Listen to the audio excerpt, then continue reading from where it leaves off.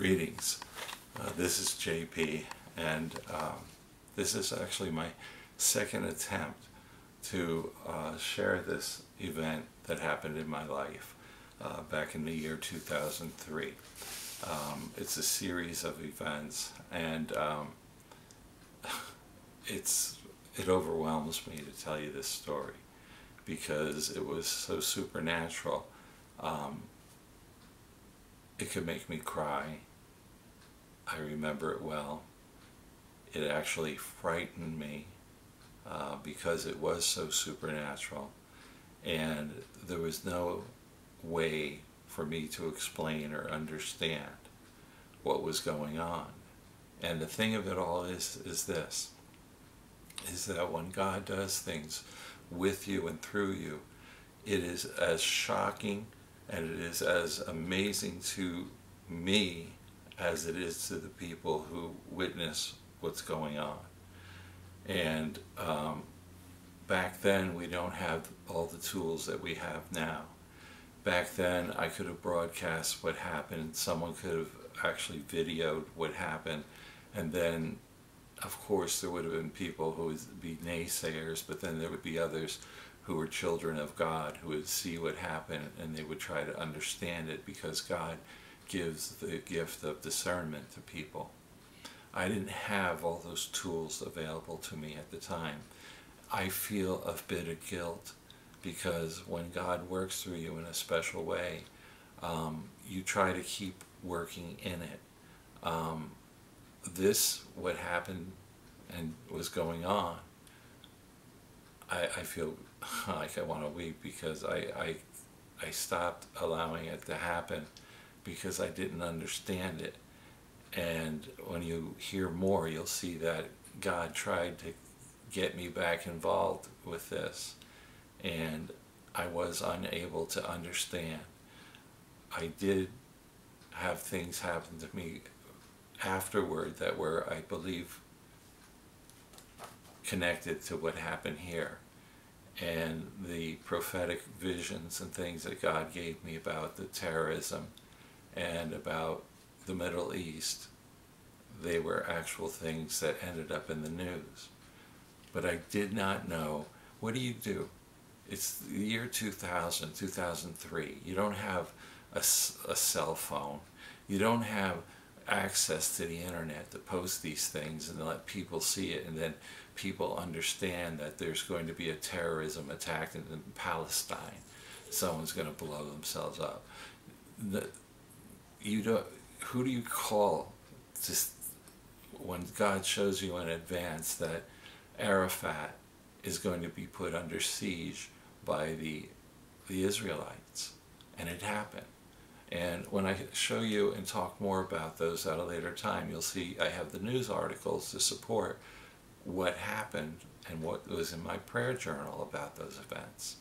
But this, what I'm going to tell you about today, I'm chilled as I talk to you right now. I'm spooked as I talk to you right now, because the reality of this comes back to me, and God is so powerful. And what he was doing with me, my pastor and I could never understand. My pastor had just gotten real sick, and he was about to die. So I was on my own, and there was nobody there to give me any kind of input as to what they saw going on and if God was giving them an interpretation of it. So with that preamble, I'm going to try and do it again, but this time I can't read from my notes, from my prayer journal, because I can't stay focused on it, because the vision comes back to me of what happened, and I get lost, and it sounds all garbled. So I'm going to tell you the key things. I'll look at my notes to get refreshing. So this was January 22, 2003. So this was the first time when I was in prayer, and I was praying for the peace of Jerusalem, that I saw the shofar on its perch on our altar in our sanctuary where I prayed. So I was attracted to it, and I went over to the shofar and I picked it up, because biblically we know that when you blow the shofar, you're ushering in the Spirit of God. So I was praying about Israel, and there was the shofar, which is a Jewish tool instrument. So I said, I'm praying for the peace of Jerusalem. Why don't I blow the horn, the ram's horn, and see if the power of God is going to usher in and support my prayer? So what happened was I picked up the shofar off its perch on the altar, and I blew the shofar today, and I was blown away by a powerful force that hit my stomach. It drove me backwards about 10 feet. My arms and legs were flailing out of control as I flew through the air. The Spirit of God showed up. It was on me, and oh my goodness. And then what I did is I collected myself and I stood up and I turned toward the worship stage, because you know the enemy of God was Satan, who was the worship leader in heaven. And so I turned toward the worship stage, and I saw a large cloud move outward. That when I had blown the shofar, I turned toward the worship stage, and I saw a large cloud. It was a white cloud, I guess. I remember it. It was. And next I blew the horn several times. Each time when I blew the horn, the powerful force of God kept knocking me down. I kept getting blown back, and I was just, at that time, it was just a curiosity, an amazement of what was happening here. The cloud moved into the room. I'm on my back. Every time I blow the horn, the Holy Spirit descends on me. I start praying in tongues in a most incredible way. And then the clarity of the horn started to get dissipated, because my mouth was dry from blowing it. But every time, even though I blew it with a dry mouth and could barely get anything out of it, every time it made a noise, the Spirit of God showed up. And from there, God gave me a vision.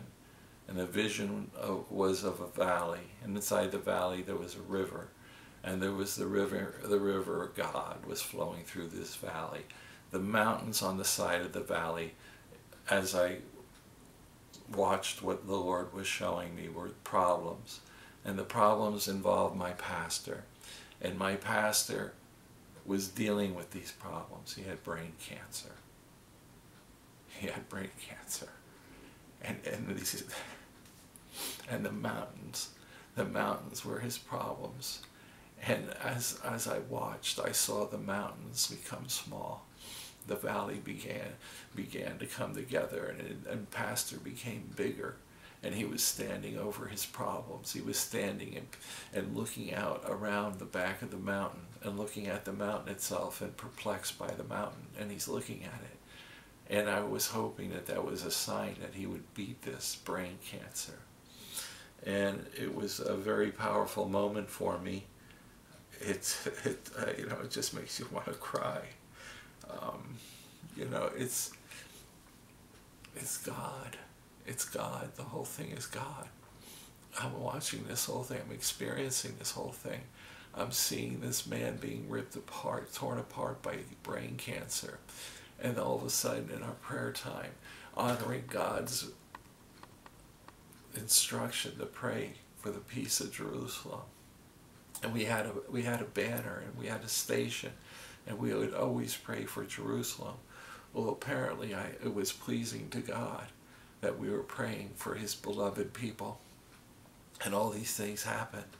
I get blown away by blowing the shofar. And he doesn't tell me more. He shows that the cloud shows up on the worship stage. Pastor is not well. So then, that was January of 2003. I kept blowing the horn until February, well into February. And every time I blew it, I got blown away. And it got to the point, to make a joke of it, to try and get some levity here.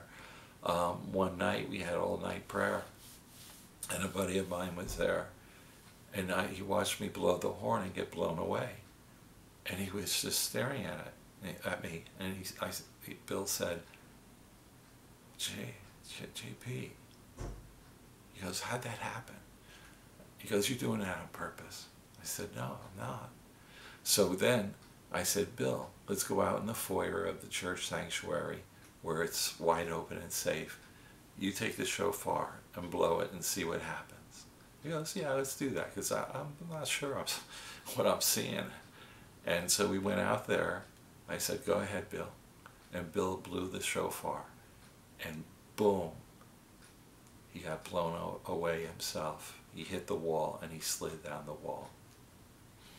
And he looked at me and we just laughed.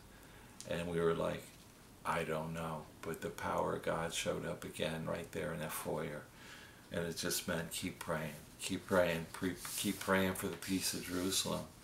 So then on March 19, 2004, that's a Sunday, and the shofar is on the altar. It's perched there. I'm in the first row, 10 feet away. And as the worship is going on, worshiping God, and I happen to notice that the shofar is situated in its perch. And its perch is a V and a V, and the ram's horn goes right here like this, and it's perched between on the perch. It's the perch on the perch, and there's the horn. So as I'm worshiping, suddenly I see this starting to happen, and I'm looking at it. I'm going, is that moving? And as I keep looking at it, it's rocking now, back and forth in its perch. And my pastor sees it, and then the other people in the front row see that this thing is this far down inside. And it's rocking, really, now it's getting to be violent, going back and forth like this. And all of a sudden, it flips up in the air, and it goes over the communion plate on the altar, and it comes down to the floor. And I'm watching it, and it lands 10 feet away from me. And then what happens? It starts creeping toward me like this. And it's coming toward me, coming toward me, coming toward me. People in the first row, their mouths are down. I'm stunned myself. The shofar stops at my feet. And I look down and I see it. This was not my church. I was on staff there, but it was not my church. So I turned to my pastor and I said, what should we do? And instead of me blowing the shofar, which is what I believe God wanted me to get back into doing, and I feel guilty telling you this, that I didn't blow the shofar. I submitted to my pastor. She had her son, who was a trumpet player, blow the horn, and nothing happened. And since that day, I still didn't get involved with the shofar. There was too much calamity in my life at that moment. My pastor, my best friend, my prayer partner is dying. There's miraculous things happening, these types of things. And I'm sitting there going,